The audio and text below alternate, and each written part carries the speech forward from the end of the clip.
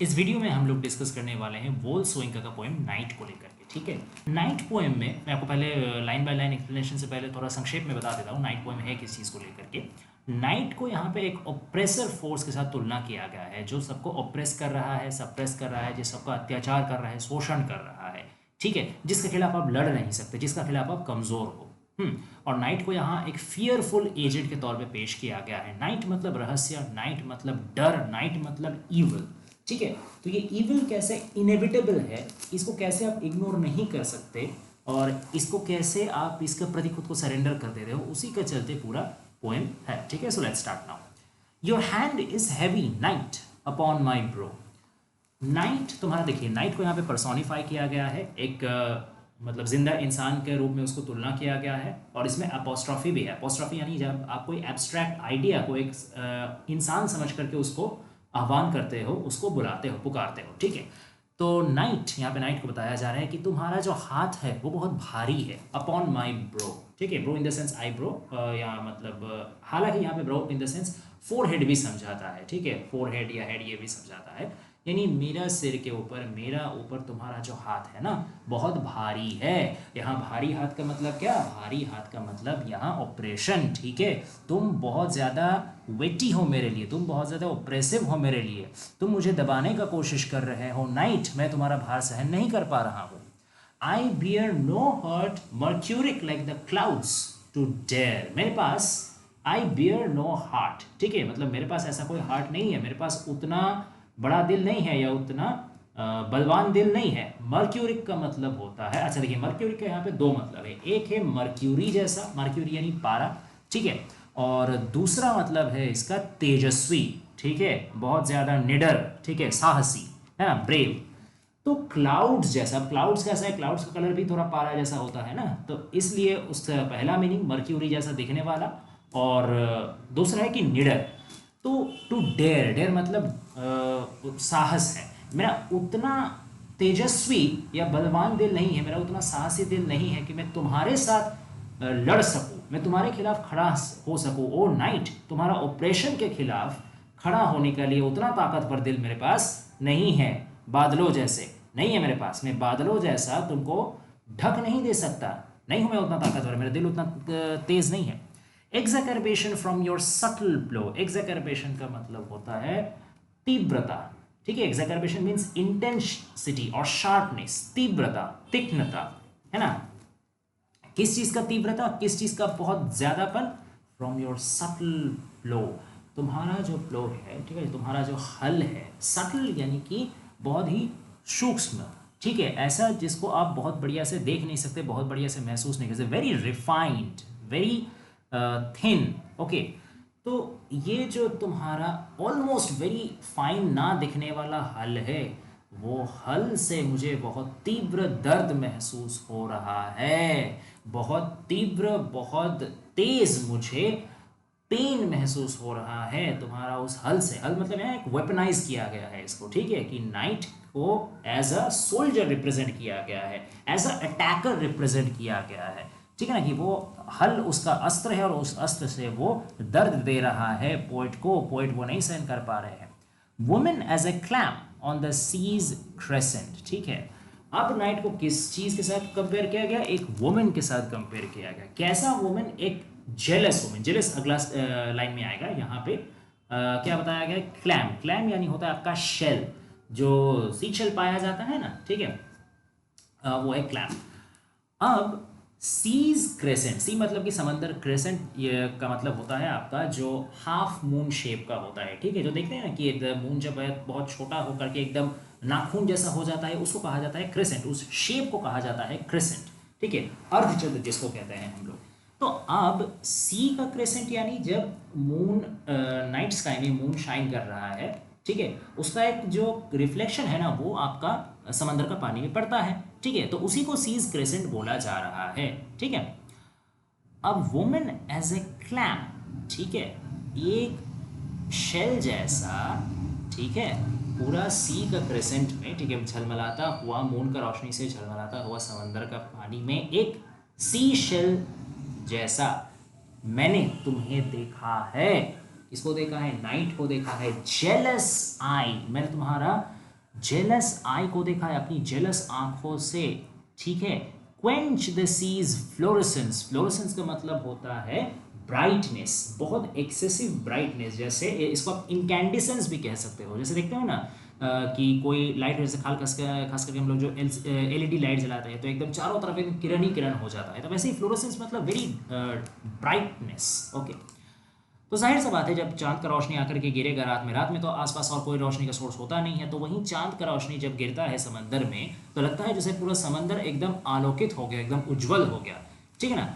तो वहीं उसी को बताया गया है सीज फ्लोरेसेंस, तो उसको लेकिन सहन नहीं कर पाता। रात जो है, रात को यहाँ फिर से एक नारी से तुलना किया गया कि वो जेलस हो जाता है।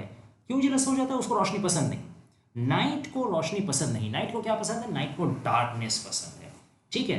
तो और यहाँ क्लैम शब्द का एक और अर्थ हम लोग को निकल के आता है। क्लैम मतलब क्या है? शेल, शेल का अंदर छुपा हुआ रहता है, ठीक है ना। तो वुमन एज ए क्लैम मतलब वो छुपा के रखा है। क्लैम का अंदर जैसे एक्चुअल में जो छोटा सा मतलब वो प्राणी छुपा हुआ रहता है, ठीक वैसे ही अपने अंदर नाइट ने बहुत कुछ छुपा के रखा है। एक नंबर तो जेलेसी छुपा के रखा है, दूसरा डार्कनेस छुपा के रखा है, दूसरा इविलनेस छुपा के रखा है, दूसरा अनसर्टेनिटी छुपा के रखा है, बहुत सारी चीज छुपा के रखा है उसने, ठीक है। और रोशनी मतलब क्या है? रोशनी मतलब है प्रकाश, सब चीज सामने आ जाना, तो ये उसको पसंद नहीं। नाइट का धर्म ही है, नाइट का फीचर है कंसील करके रखना, हाइड करके रहना, छुपा करके रखना, नजरों से परे करके रखना। और रोशनी वो सबको उल्टा कर देता है, इसलिए रोशनी से उसको बहुत जेलसी है, ठीक है। इसलिए चांद का रोशनी समुद्र में आ रहा है वो भी उसको उससे सहन नहीं हो रहा। Dance on the pulse incessant of the waves, यहाँ तक कि जो वेव्स जो है समुद्र में जो लहर है, इंसेसेंट मतलब आपका होता है कंटिन्यूअस, विदाउट एनी ब्रेक, ठीक है।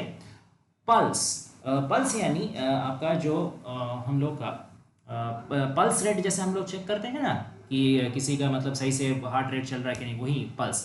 तो जैसे यहाँ पे बताया गया है सी को जैसे एक जिंदा एक इंसान के साथ तुलना किया गया है, उसका वेव्स जब तक चलते रहता है, उसका वेव्स एक तरीके से उसका जिंदापन का, एक सी का एक जो वाइब्रेंसी है, जो वाइटैलिटी है, एक जो लिवलीनेस है, उसका वही प्रकाश है। क्या? उसका डांसिंग वेव्स। तो वेव्स ऐसे नाचता हुआ है, वेव्स ऐसे लहराता हुआ वेव्स कंटिन्यूअसली लहरा रहा है और चमक रहा है, ये चीज क्या उसको पसंद नहीं आ रहा है ना। नाइट को पसंद नहीं आ रहा, उसको नाइट अपने जेलस आंखों से उसको उस फ्लोरेसेंस को, उस ब्राइटनेस को क्वेंच कर ले रहा। क्वेंच मतलब होता है कि अपना तृष्णा मिटा लेना, कोई चीज को मतलब आपका कवर अप कर लेना, ठीक है। तो वो कवर अप कर ले रहा है। एंड आई स्टूड, और मैं खड़ा हूं, मैं यानी यहाँ पोएट अपने बात कर रहे हैं, मैं खड़ा हूं, ड्रेन्ड, मैं एग्जॉस्टेड हो चुका हूं, मैं टायर्ड हो चुका हूं, मुझसे मेरा लिवलीनेस छिन चुका है। जैसे लगता है कि नाइट कोई स्ट्रॉ मेरे अंदर घुसा करके पूरा जो मेरा लाइवलीनेस है, ठीक है, पूरा जो मेरा वाइटैलिटी है, मेरा जो लाइफ फोर्स है,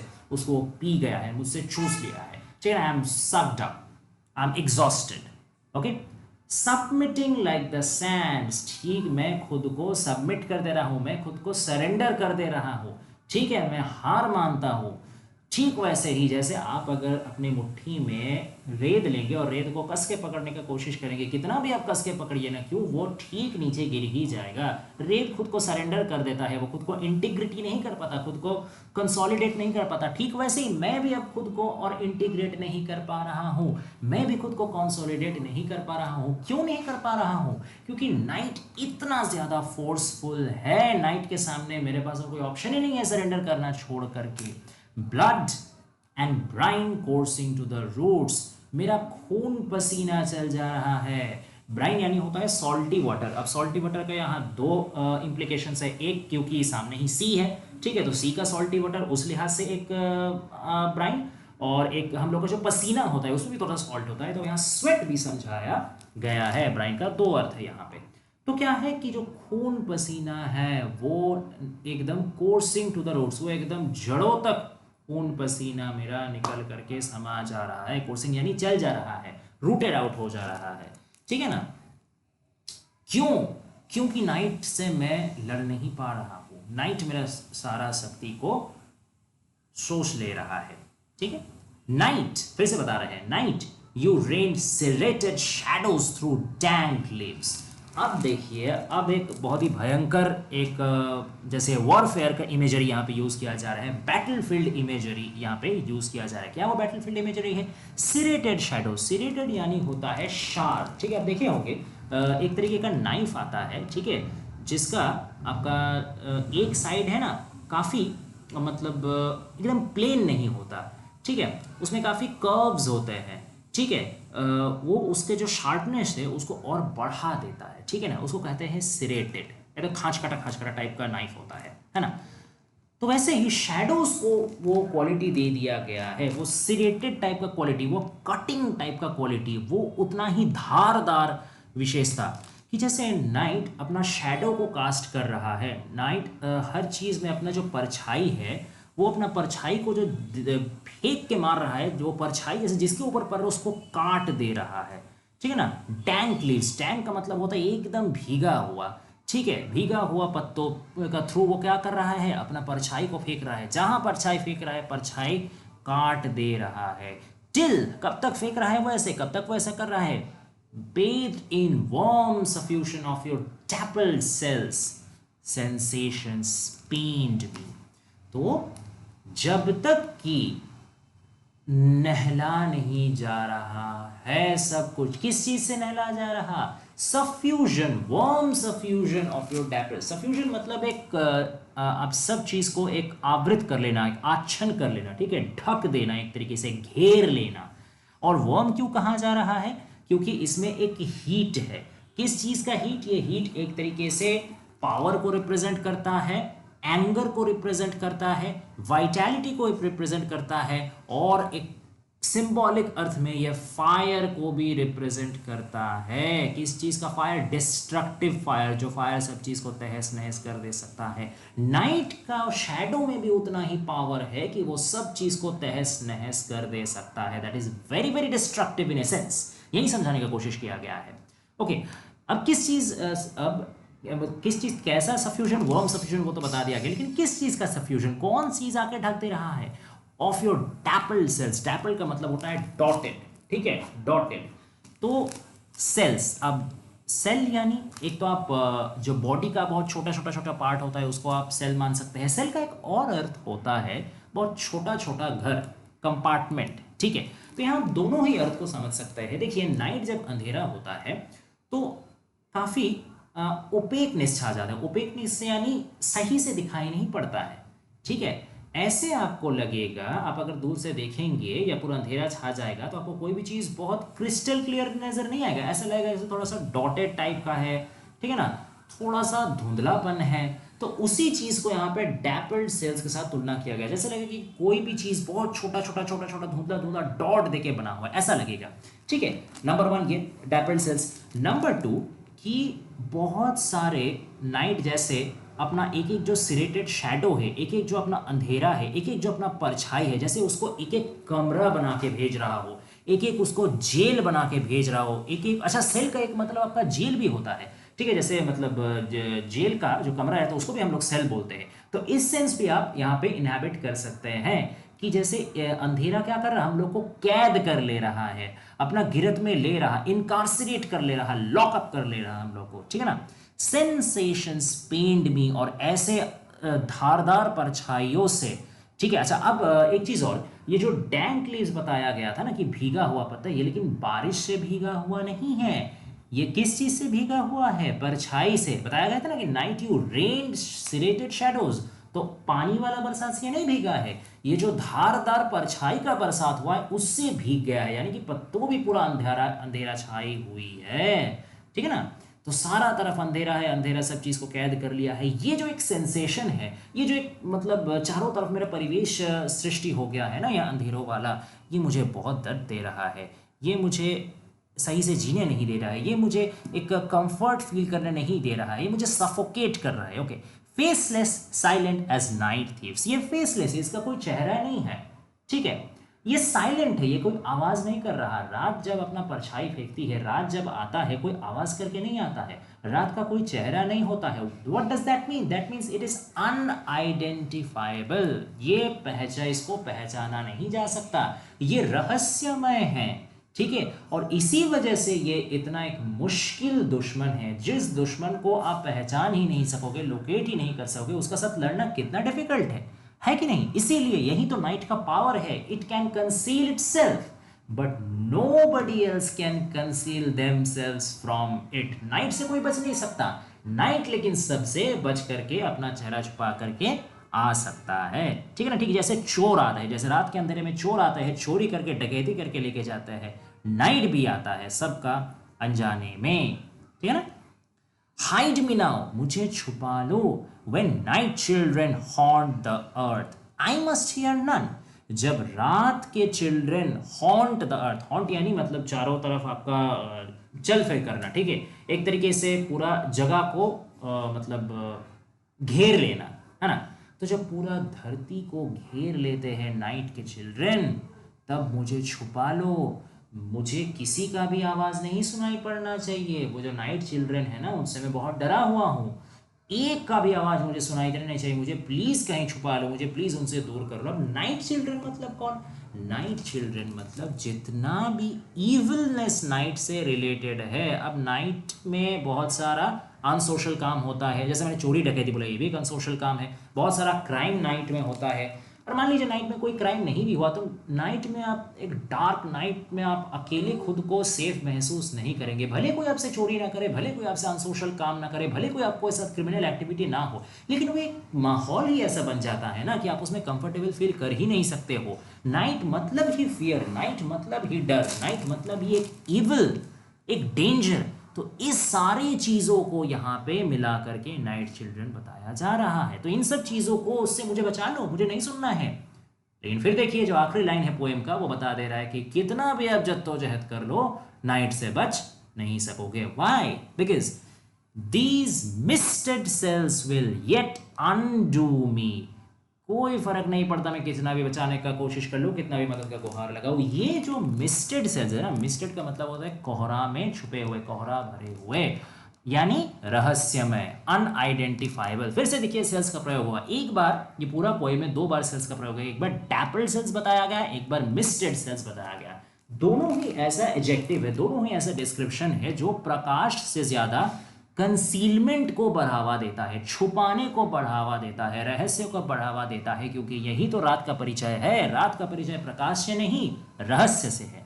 this misted cells will yet undo me, कितना भी छुपा लो, ये जो अंधेरा है ना, ये जो रात के रहस्यमयी डर है ना, ये मुझे आखिरकार हरा ही देगी। अंडू यानी डिफीट कर देना, तहस नहस कर देना, ध्वस्त कर देना। Naked unbidden at night's muted birth। Naked यानी जिसमें कोई आवरण नहीं है, कोई कवर नहीं है, टोटली अनकवर्ड, टोटली एक्सपोज्ड। अनबिडन मतलब अनवेलकम, अनइनवाइटेड, जिसको बुलावा नहीं गया है फिर भी वो आया है। नाइट, इससे क्या शो होता है कि नाइट का से जुड़ा हुआ जो डर है, जो डेंजर है, उसको कोई पसंद नहीं करता, ठीक है ना। अगर आदमी का हाथ में होता, अगर इंसान का मर्जी के ऊपर होता, वो कभी नाइट आने ही नहीं देता। कोई नहीं चाहता कि नाइट का डर साथ में आए, लेकिन किसी का चाहने से ना चाहने से क्या ही फर्क पड़ता है, नाइट को तो आना ही है। नाइट एकदम नेकेड होकर आएगा, वो अपने ऊपर, यहाँ नेकेड के अंदर एक्सपोज्ड होकर, ठीक है, वो एकदम खुला आएगा कि हाँ मैं डर के साथ आ रहा हूँ, मैं तुम्हें डराने के लिए आ रहा हूँ, मैं तुम्हारे लिए डेंजर लेके आ रहा हूँ, दम है तो रोक लो, रोक सको तो रोक लो। पूरा खुला ओपन चैलेंज लेके वो आ रहा है। At nights muted birth, nights muted birth यानी जब नाइट पैदा हो रहा है, यानी नाइट जब आ रहा है। फिर से ध्यान दीजिए, वर्ड म्यूटेड यानी निशब्द, साइलेंट। नाइट जब आता है तब कोई आवाज नहीं करता, नाइट सबका आराल से आता है, सब कोई का अनजाने में आता है, लेकिन आ करके फिर सबको गुमराह करके चल जाता है। ओके, तो ये था पूरा नाइट पोएम। आशा करते हैं आप लोगों को पसंद आया होगा, एक्सप्लेनेशन समझ में आया होगा। ऐसे ही और भी वीडियोस में लाने वाला हूँ, so stay tuned guys, thanks for watching.